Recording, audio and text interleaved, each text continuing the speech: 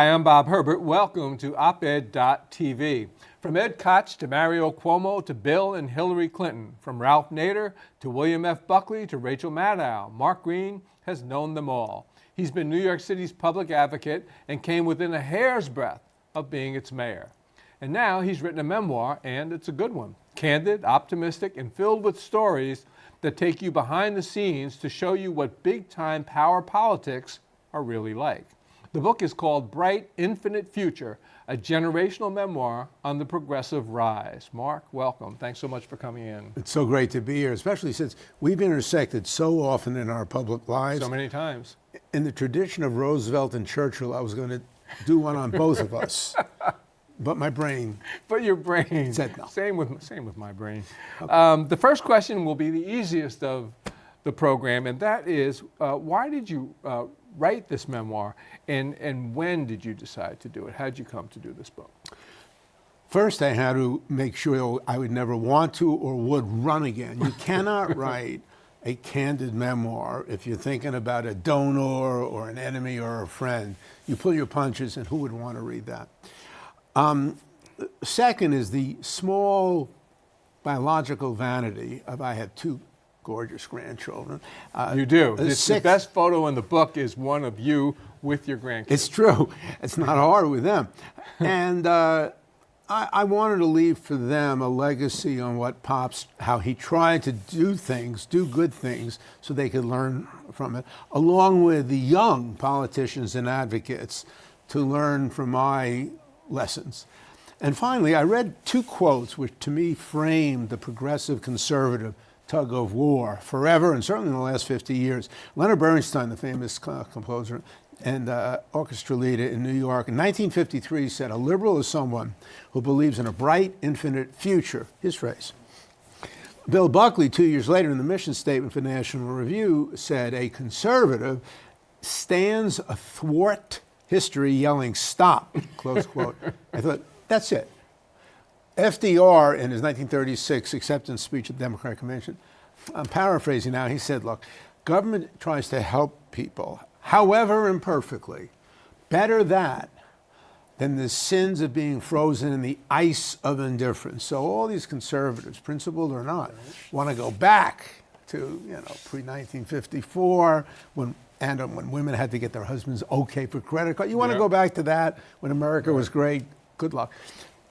America is a young country, said de Tocqueville. Each generation thinks it's new, and they're right. So losing campaigns or not, I'm very optimistic when I wrote the proposal and the book and published it in 2016 about the results of 2016 and beyond. There were a few things actually that struck me about, especially your early life in the book, which you recount. One is that, surprising to me, maybe unfair, you were a jock, which I never realized, and I've known you for a long time.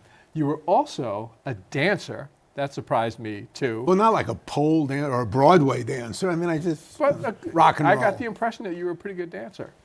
You can't ask a person if they're a good dancer. But then what didn't surprise me was that you were also a wise guy, apparently, even when you were a youngster. So we'll get back to that later. To my credit and detriment. But let's talk about where you grew up and what your life was like growing up. My grandparents emigrated from Russia and Poland. My parents were first-generation Jewish Americans living in Brooklyn. I was born in Brooklyn, at what's now called Maimonides. I will try not to go day by day in this sense. And then the next day, we moved when I was 3 with my older brother, Stephen L. Green. He wasn't famous when he was a 10-year-old putz living with me in my room. He later became so. And we moved to Brooklyn, from Brooklyn, to the North Shore of Long Island, right. Great Neck. Great Gadsby country, West Egg, upper middle class, comfortable, not super rich. And so I was the son of a moderate Republican parents. If anyone doesn't know, moderate Republican is a dinosaur. It died about 40 years ago. They would be viewed as liberals today. They would be radical liberals. And my father actually ran for office in 1940 for state senate. I asked him, why'd you run? He said, to help my law business. At least he was honest. Yeah, this is no motive of mine. And then I went to Cornell and then Harvard Law School. But the most formative thing was the Vietnam War. Right. I was in college 63 to 67. I protested the war. I thought it was crazy. I wrote a letter with 188 other interns in Washington to LBJ, President Johnson, saying, "What are you doing?" And the result was the House of Representatives ended not the war, but the intern program. This was you were a congressional intern. Yes, they abolished it for 3 years because of our impertinence. It's something got in me saying, Good work, Mark. this is fun. And I frankly didn't change much after that. You went to work for a gentleman named Ralph Nader, and he had, and this is clear in your book, a profound influence on your life and your career. Talk a little bit about that. Look, whether people love him or loathe him, and on the one hand, his advocacy, creation of the Auto Safety Agency, one of the 25 laws he wrote, has saved 3.5 million lives based on death per miles driven then and 50 years later. A lot of people, a lot of Democrats loathe him because he ran to expand the progressive influence, if not party, in America in 2000 on behalf of the Green Party. This is the famous Bush-Gore race. Bush-Gore, and among 17 reasons Bush lost the popular vote but won the presidency, the Electoral College, was Ralph. He is a great man. I mean, we all meet people who have great attributes, but it's easy being Ralph Nader. I joked recently, if you work 27 for 50 years, your brain is a Google,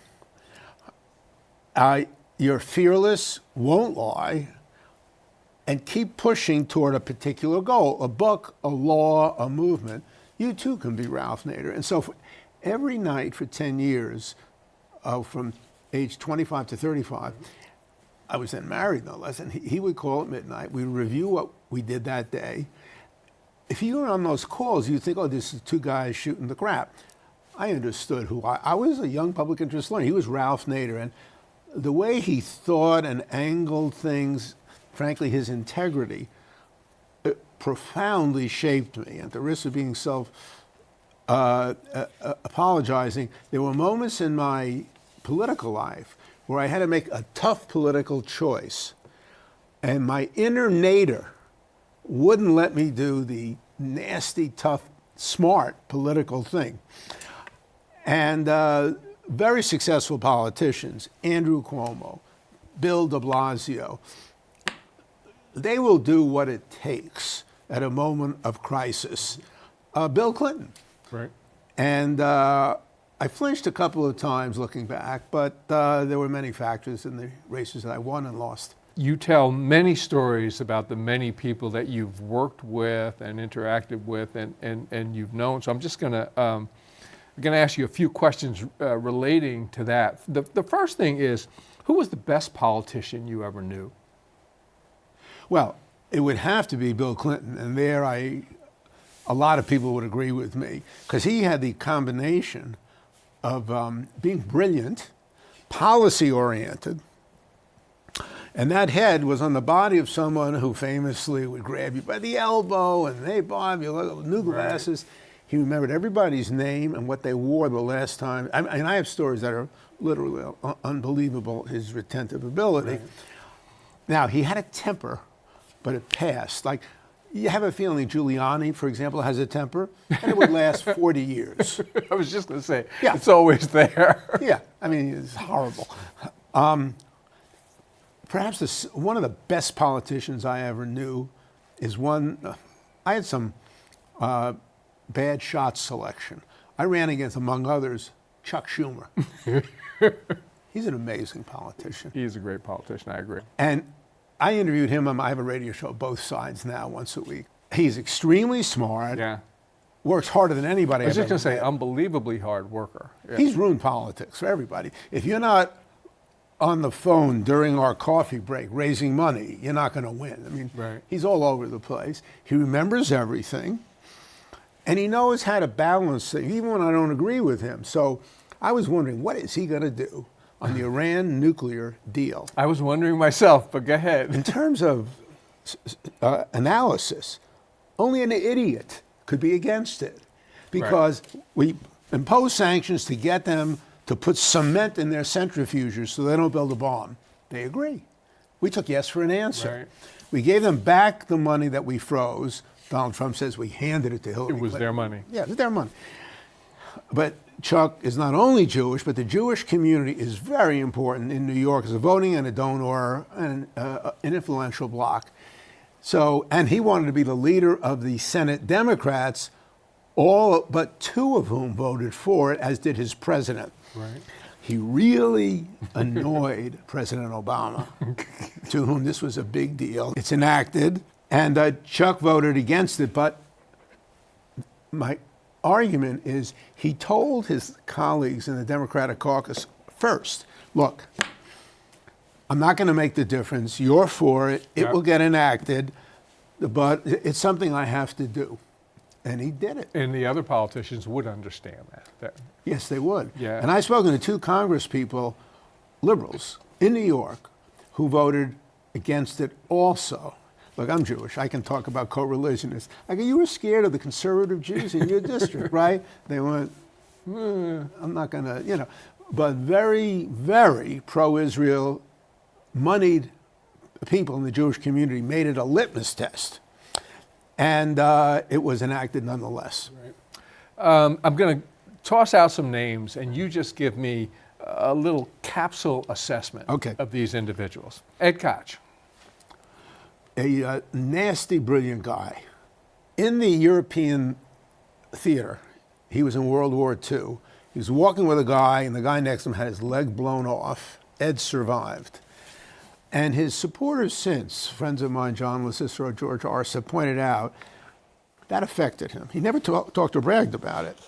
And so he was bullheaded, courageous, would roll over people, but unlike Trump, would listen. He was a good first-term mayor in 77 to 81. And then, like Al Smith, who was a Democrat, and Rudy Giuliani was a Republican, he got very sour, cranky, and racial in his later terms and years. And he regarded too often people, either they liked him or he hated them. You see, and so it was too personal, I thought. And so at a funeral discussion about him, I said he loved New York City and he loved himself. Carl McCall said on the show, who did he love more? I go, since I don't know, that's the genius of him. Mario Cuomo. Among the smartest public people I ever knew. He was not a great politician because he didn't like schmoozing, interacting, learning from people.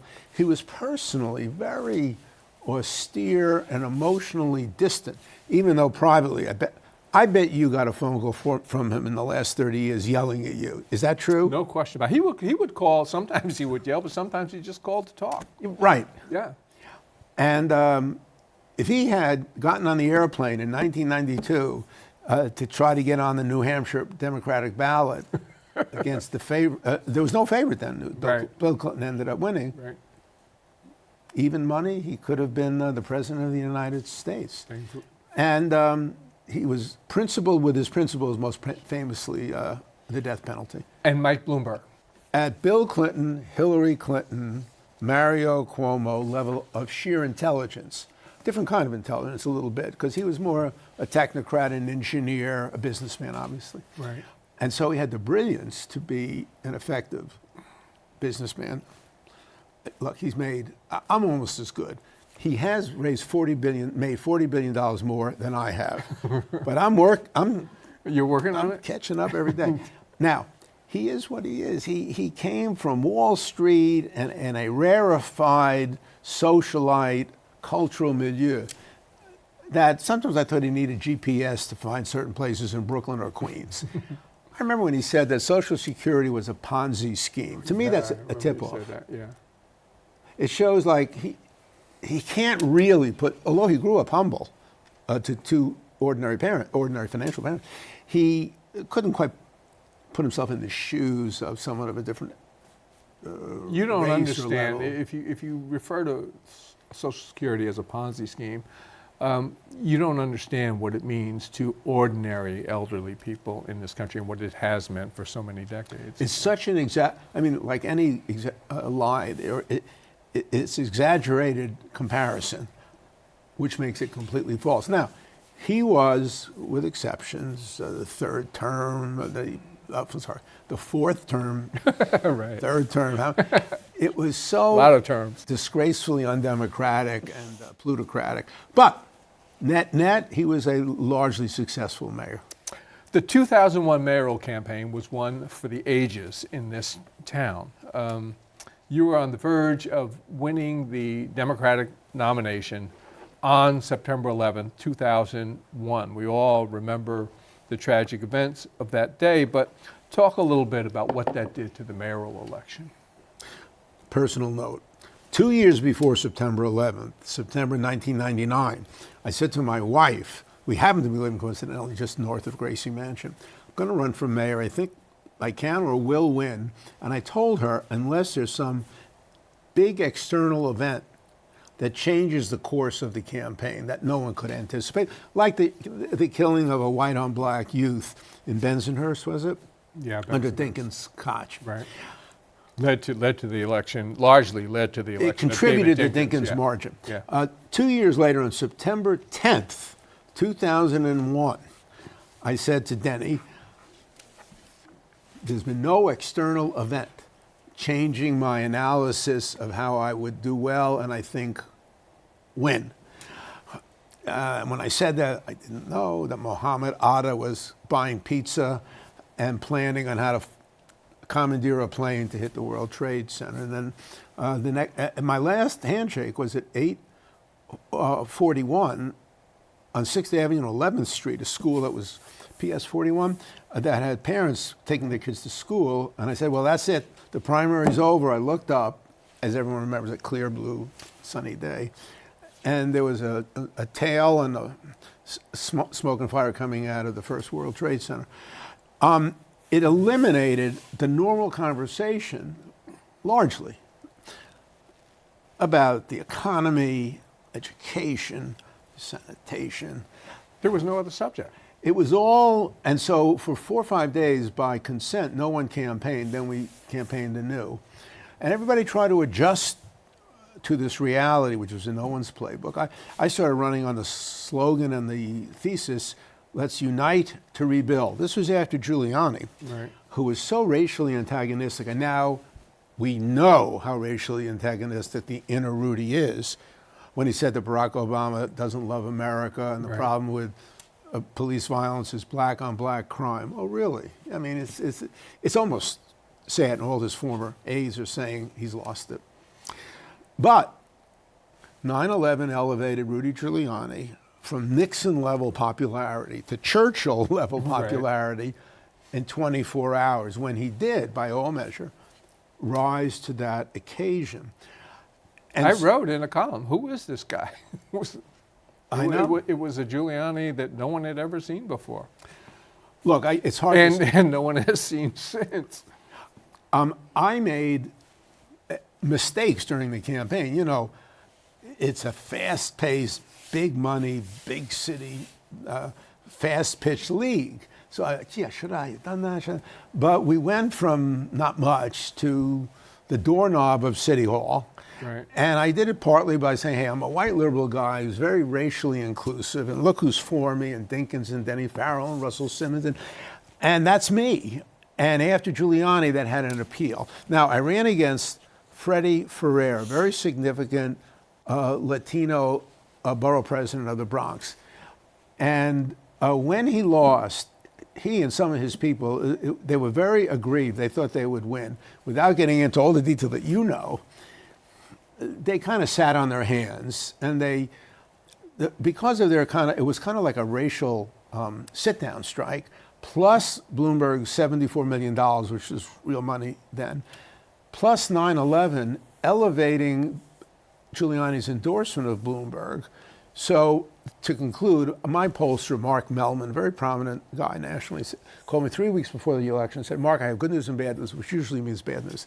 The good news is I've never had a client 20 points ahead who's lost. I said, okay. What's the bad news? He said, Bloomberg is spending $1 million, not a month, a week, but a day, and catching up a point a day. I'm not good at a lot of it, but I can do math. And I did 20 points, 21 days left. Right. And so it ended up he won by 2 points. But you did open the door to Freddie Ferrer when Rudy wanted to extend his term of office. And you went along with that. And Freddie Ferrer said no. And a lot of people in New York, I was one, I wrote about it, thought that that was a mistake on your part. Did you think it was a mistake? Absolutely. Yeah.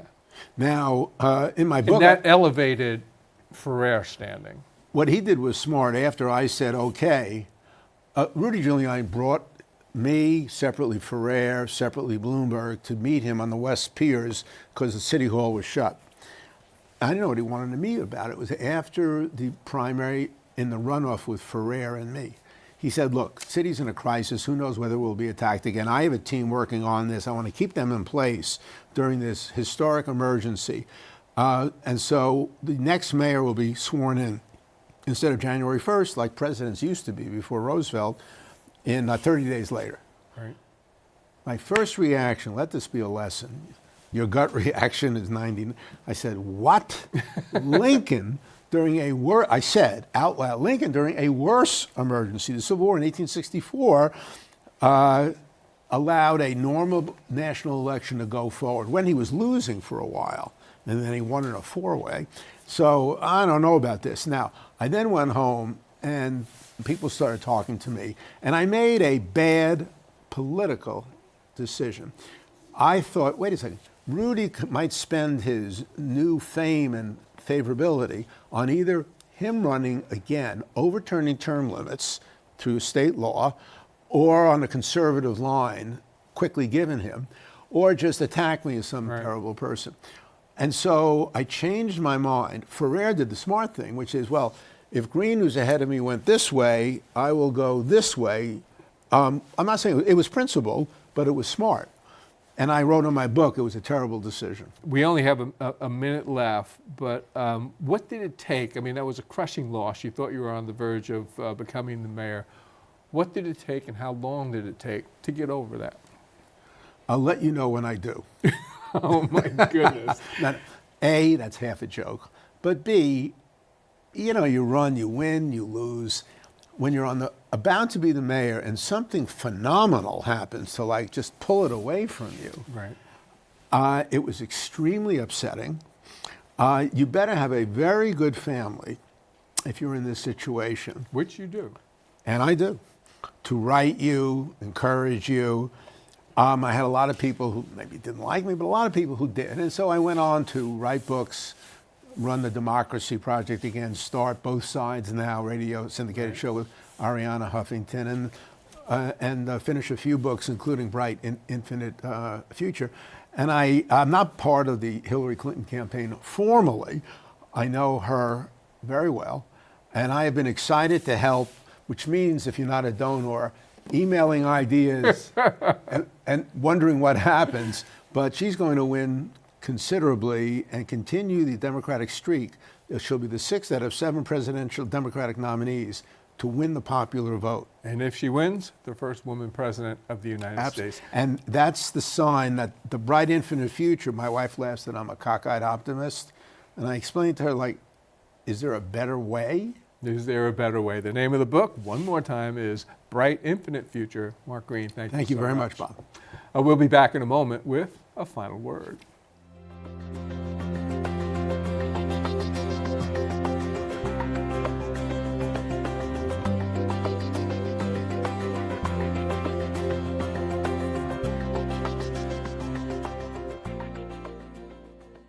The weather is getting colder, but that hasn't seemed to affect the number of homeless people I see sleeping on the streets and in doorways on the Upper West Side early each morning. Sometimes they're huddled outside church entrances. Cardboard boxes become makeshift blankets. I've seen concrete steps serve as pillows. It seems especially awful when it rains. That's the extreme edge of homelessness in our city. One small step away from the thousands of people sleeping on the street are the tens of thousands of New Yorkers crammed into homeless shelters every night. That nightly population has reached nearly 60,000 people, according to the Department of Homeless Services. More than 20,000 of those shelter residents are children. Incredibly, nearly 1 in 10 New York City school kids was homeless at some point over the past year. This is an enormously tragic crisis. It's the kind of thing you'd expect to see in an economic depression or in the case of refugees displaced temporarily by a disaster. Why do we not hear more about this? Why aren't there screaming headlines and blaring stories on TV? Why aren't more people paying attention? It must be that most of us just don't care. That's all for now. See you next time.